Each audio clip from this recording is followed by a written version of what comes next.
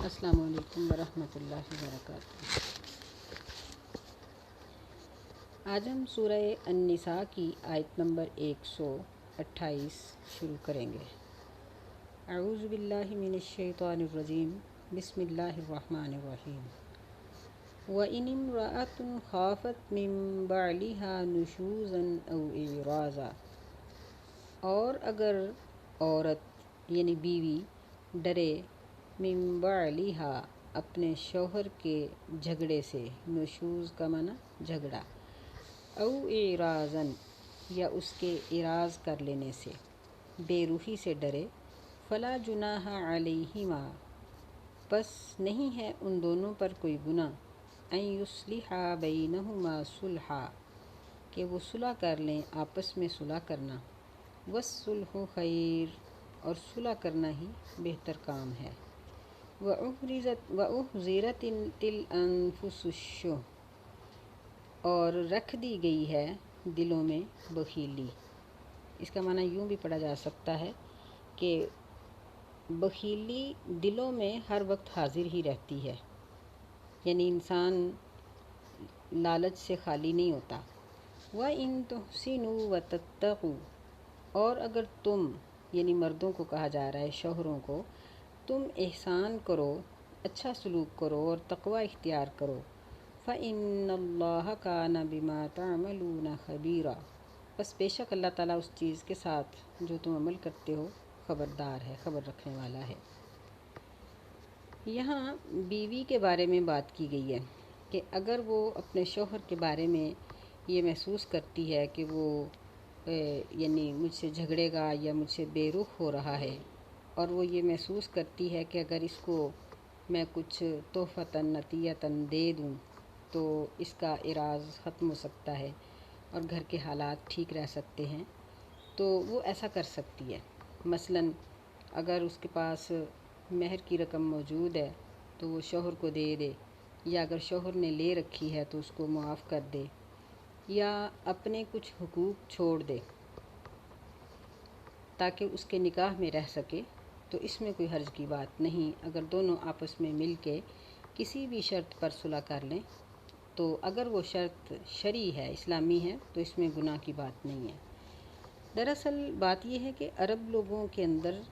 طلاق یا نکاح کے معاملات ایسے نہیں ہیں جس طرح ہمارے پاک و ہند میں ہیں، بلکہ وہ لوگ اس معاملے میں بڑے فراخ دل ہیں کہ عورتوں سے نکاح بھی کر لیتے ہیں، طلاق بھی دے دیتے ہیں، طلاق یافتہ عورتوں کے ساتھ دوسرے لوگ بھی نکاح کر لیتے ہیں۔ نبی علیہ السلام کے زمانے میں بھی یہ سلسلہ چلتا رہا کہ اگر ایک صحابی شہید ہو گئے ہیں تو اس کی بیوی سے کسی دوسرے نے نکاح کر لیا ہے اور وہ اس کے بچوں کو بھی سنبھال رہا ہے۔ اس طرح بعض اوقات عورتیں کئی مردوں کے ساتھ بھی شرعی طریقے سے نکاح کر لیتی تھیں۔ تو اس لیے فرمایا کہ اگر مرد عورت کو طلاق دینے کا ارادہ کر لے، لیکن عورت یہ چاہے کہ مجھے طلاق نہ ہو، تو کچھ دے دلا کر اپنے شوہر کو راضی کر لے تو ایسا کر سکتی ہے۔ جس طرح سیدہ سودا رضی اللہ تعالیٰ عنہ نبی علیہ السلام کی زوجہ محترمہ کے بارے میں ذکر آتا ہے کہ یہ کافی بھاری جسم کی تھیں، ان کی عمر بھی کافی بڑی ہو گئی تھی، تو جب نبی علیہ السلام نے ان پر رحم کرتے ہوئے ان کو فارغ کر دینے کا سوچا کہ آپ شوہر کے حقوق آپ کے لیے ادا کرنے مشکل ہیں، تو میں آپ کو طلاق دے دیتا ہوں تاکہ آپ آزاد ہو جائیں اور اپنی زندگی آسانی سے گزار لیں، تو انہوں نے اس بات کو پسند نہ کیا، کیونکہ نبی کے نکاح میں رہنا ایک بہت بڑا شرف تھا۔ تو وہ کہنے لگیں کہ اللہ کے رسول، آپ مجھے فارغ نہ کریں، بلکہ میں اپنی رات عائشہ رضی اللہ تعالیٰ عنہ کو دے دیتی ہوں۔ تو نبی علیہ السلام نے فرمایا کہ ٹھیک ہے، تو اس طرح وہ آپ کے نکاح میں رہیں، اور نبی علیہ السلام سیدہ عائشہ رضی اللہ تعالیٰ عنہ کے پاس 2 راتیں قیام فرماتے تھے، ایک ان کی اپنی رات اور ایک سیدہ سودا رضی اللہ تعالیٰ عنہ کے حصے کی رات، کیونکہ عورت جب بہت بوڑھی ہو جاتی ہے تو پھر جو وظیفہ زوجیت ہے اس کو ادا کرنے سے قاصر ہو جاتی ہے۔ تو اس طرح اگر کوئی عورت کسی بھی چیز پر اصلاح کر لے اپنے شوہر کے ساتھ تو اس میں کوئی حرج کی بات نہیں۔ وَأُحْضِرَتِ الْأَنفُسُ الشُّحَّ، یعنی نفس کے اندر بخیلی تو ہوتی ہی ہے، انسان لینے دینے کے ساتھ خوش ہو جاتا ہے۔ نبی علیہ السلام نے اسی لیے فرمایا کہ تحابو، آپس میں تحفے کا لین دین کرو، محبت بڑھے گی۔ تو یہ تو عام لوگوں کے لیے ہے، اگر میاں بیوی ایک دوسرے کو تحفہ تحائف دیتے لیتے ہیں تو اس سے بھی محبت میں فرق آتا ہے۔ تو اس لیے فرمایا کہ اگر عورت شوہر کو کچھ دے کر راضی کر لے اور اپنے گھر کے اندر رہے، طلاق نہ لینا چاہے اور شوہر بھی اس بات پر اتفاق کر لے تو اس میں کوئی حرج کی بات نہیں۔ وَإِن تُحْسِنُوا وَتَتَّقُوا، ان دونوں لفظوں میں اللہ تعالیٰ نے مردوں کو مخاطب کیا ہے کہ تم عورتوں کے ساتھ حسن سلوک سے پیش آؤ اور تقوی اختیار کرو، یعنی عورتوں کے معاملے میں اللہ تعالیٰ سے ڈرتے رہو، اور فرمایا کہ تم جو بھی کرتے ہو اللہ اس سے خبر رکھنے والا ہے، یعنی مرد ہے یا عورت، دونوں کے عمل سے اللہ تعالیٰ ہر وقت باخبر ہے۔ وَلَن تَسْتَطِيعُوا أَن تَعْدِلُوا بَيْنَ النِّسَاءِ وَلَوْ حَرَصْتُمْ، اور ہرگز نہیں تم طاقت رکھتے یہ کہ تم عدل کرو دو بیویوں کے درمیان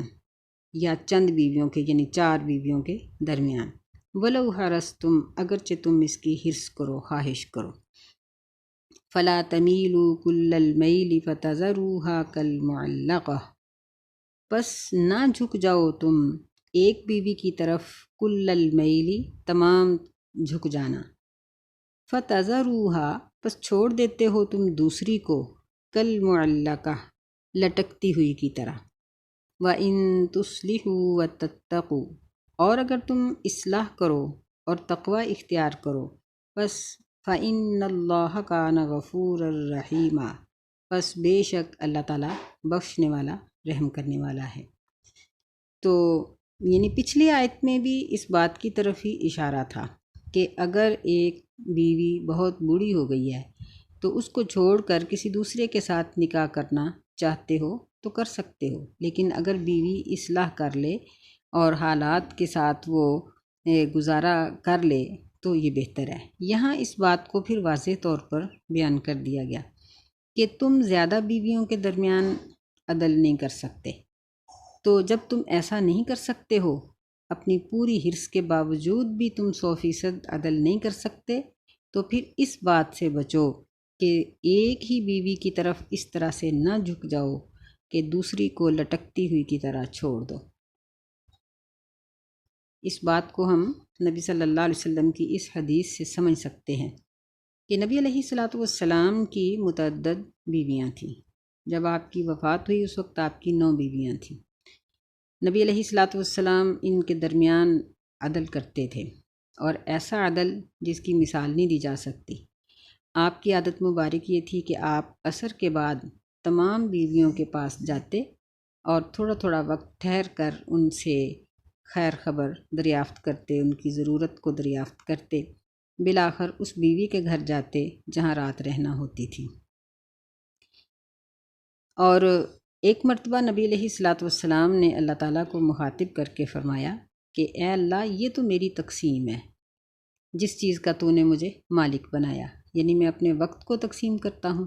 ان کے اخراجات کو انصاف کے ساتھ تقسیم کرتا ہوں، لیکن جو دل کا معاملہ ہے، دل تو تیرے ہاتھ میں ہے،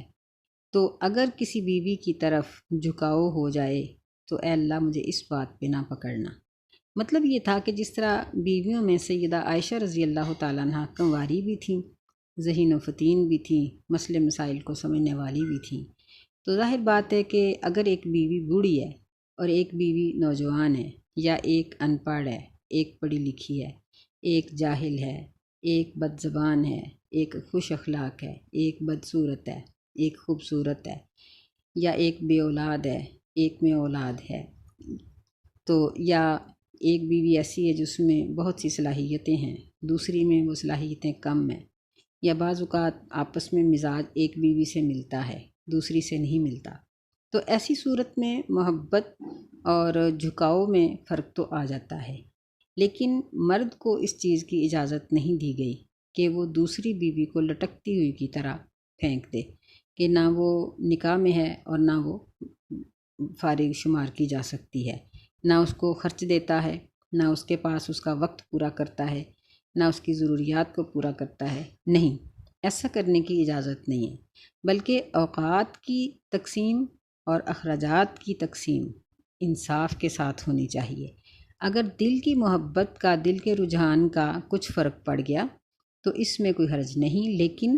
کچھ فرق ہو، بہت زیادہ نہیں۔ فرمایا وَإِن تُصْلِحُوا، اگر تم اصلاح کرو گے، یعنی حالات کو سنوار کے رکھو گے۔ یہاں پھر تاکید فرمائی وَتَتَّقُوا، اور تم بیویوں کے معاملے میں اللہ تعالیٰ سے ڈرو گے، پس بے شک اللہ بخشنے والا، رحم کرنے والا ہے۔ یعنی بیویوں کے معاملے میں بار بار مردوں کو نصیحت کی جا رہی ہے کہ ان کے معاملے میں اللہ تعالیٰ سے ڈرو۔ یہ عورت کے حقوق کی ایک بہترین مثال ہے۔ آگے فرمایا وَإِن يَتَفَرَّقَا يُغْنِ اللَّهُ كُلًّا مِّن سَعَتِهِ، اگر وہ دونوں جدا ہو جائیں تو یغنی اللہ، اللہ تعالیٰ بے پرواہ کر دے گا دونوں میں سے ہر ایک کو اپنی وسعت کے ساتھ۔ یعنی اللہ تعالیٰ اتنی وسعت والا ہے کہ دونوں کو ایک دوسرے سے بے نیاز کر دے گا۔ یعنی پوری کوشش کے باوجود اگر میاں بیوی اکٹھے نہیں رہ سکتے تو ہمیشہ اپنی زندگی کو جہنم بنانے سے بہتر ہے کہ علیحدگی اختیار کر لو۔ یہ اسلام کا انتہائی خوبصورت موڑ ہے کہ دیکھیں کہ ہمارے یہاں ہم اگر بیٹیوں کے شوہر یا کسی عورت کا شوہر ایسا ہے کہ ان کا آپس میں مزاج نہیں ملتا تو ساری زندگی بعض اوقات بیوی کڑتے ہوئے گزار دیتی ہے، بعض اوقات شوہر کڑتے ہوئے گزار دیتا ہے۔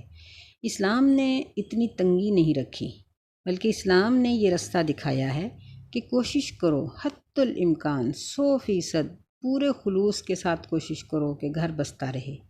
اگر نہیں بستا تو علیحدگی اختیار کر لو، لیکن علیحدگی کے بعد وہ صورتحال نہیں ہونی چاہیے جو ہمارے پاک و ہند میں ہے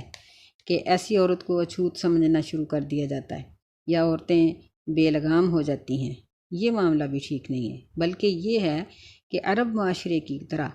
ایک جگہ اگر نکاح میں نباہ نہیں ہوا تو کسی دوسری جگہ پر نکاح کر لو، کیونکہ عورت بغیر نکاح کے اگر رہتی ہے تو محفوظ نہیں ہوتی، اس کی حفاظت نکاح کے اندر ہی ہے۔ فرمایا کہ اگر وہ جدا جدا ہو جائیں گے تو یغنی اللہ کلا من سعتہ، اللہ دونوں کو بے نیاز کر دے گا ایک دوسرے سے، اس کو بیوی اچھی دے دے گا، اس کو شوہر اچھا مل جائے گا۔ وَكَانَ اللَّهُ وَاسِعًا حَكِيمًا، اور اللہ تعالیٰ بڑی وسعت رکھنے والا اور بہت حکمت والا ہے۔ وَلِلَّهِ مَا فِي السَّمَاوَاتِ وَمَا فِي الْأَرْضِ، اور اللہ ہی کے لیے ہے جو کچھ آسمانوں میں ہے اور زمین میں ہے۔ یہاں اللہ تعالیٰ نے اپنی آسمان و زمین کی ملکیت کا ذکر فرمایا کہ اللہ تو ارض و سماوات کا مالک ہے، تو ایک مرد اور ایک عورت کے معاملات کو سدھار دینا اللہ تعالیٰ کے لیے کچھ بھی مشکل نہیں ہے۔ یعنی اللہ تعالیٰ نے جو قوانین بنائے ہیں ان کے مطابق اگر مرد عورت وقت گزارتے ہیں تو ٹھیک ہے، اگر اس طرح سے نہیں گزارتے تو اللہ بڑا وسیع خزانوں کا مالک ہے، وہ دونوں کے لیے اسباب پیدا کر سکتا ہے۔ وَلَقَدْ وَصَّيْنَا الَّذِينَ أُوتُوا الْكِتَابَ مِن قَبْلِكُمْ وَإِيَّاكُمْ، اور البتہ تحقیق ہم نے وصیت کر دی ہے ان لوگوں کو جن کو کتاب دی گئی تھی تم سے پہلے،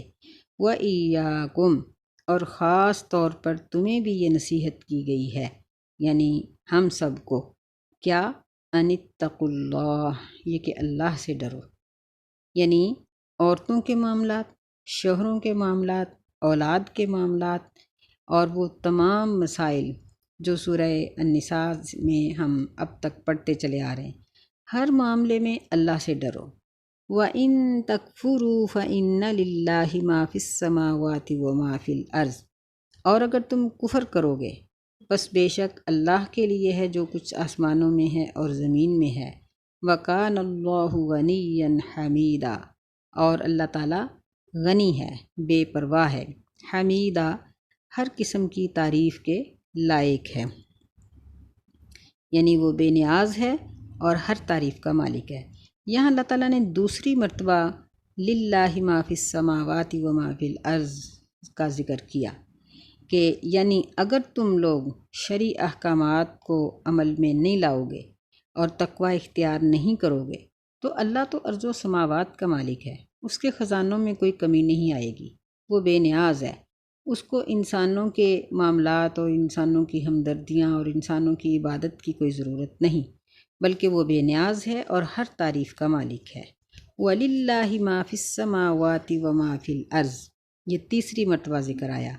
اور اللہ ہی کے لیے ہے جو آسمانوں میں ہے اور جو کچھ زمین میں ہے۔ وَكَفَى بِاللَّهِ وَكِيلًا، اور کافی ہے اللہ تعالیٰ کارساز، یعنی ہر کام کو سدھارنے والا اللہ ہی کافی ہے۔ تیسری مرتبہ پھر اللہ رب العزت نے ارض و سماوات کی ملکیت کا ذکر کر کے اس بات کو واضح کر دیا کہ ہر چیز اسی کی ملکیت میں ہے، اسی کے قبضہ قدرت میں ہے، اور اس کی قدرت سے کچھ بھی باہر نہیں نکل سکتا۔ اِن یشأ یذھبکم ایھا الناس، اگر وہ چاہے تو لے جائے تم سب کو اے لوگو، وَیَأْتِ بِآخَرِین، اور وہ دوسرے لوگوں کو لے آئے، یعنی اگر تم شریعت پر عمل نہیں کرو گے تو اللہ تعالیٰ تمہیں ہلاک کر کے دوسری قوم کو پیدا کر دیں گے، دوسرے لوگوں کو پیدا کر دیں گے۔ جس طرح موسیٰ علیہ السلام کی قوم نے موسیٰ علیہ السلام کے ساتھ جا کر جنگ لڑ کے اپنے ملک کو آزاد کرانے سے انکار کر دیا، تو اللہ رب العزت نے فرمایا کہ اے موسیٰ علیہ السلام آپ پریشان نہ ہوں، اللہ رب العزت نے ان کے اوپر لکھ دیا ہے کہ یتیہون فی الارض 40 سنہ، کہ یہ اب 40 سال تک ایڑیاں رگڑتے رہیں گے۔ تو پھر کیا ہوا کہ 40 سالوں میں جو بچہ پیدا ہوا تھا وہ جوان ہو کے 40 سال کا ہو گیا، ایک نئی نسل جب آگے آئی اور پہلی نسل بوڑھی ہو کے مر کھپ گئی، تو اللہ تعالیٰ نے ان کے ہاتھ سے اپنے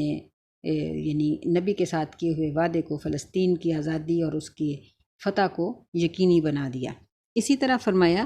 کہ اگر تم نہیں مانو گے تو اللہ ایسے لوگ پیدا کر دے گا جو قرآن کو اور حدیث کو پڑھیں گے اور اس پر عمل کریں گے۔ وَكَانَ اللَّهُ عَلَى ذَلِكَ قَدِيرًا، اور اللہ تعالیٰ ایسا کرنے پر قادر ہے۔ مَنْ كَانَ يُرِيدُ ثَوَابَ الدُّنْيَا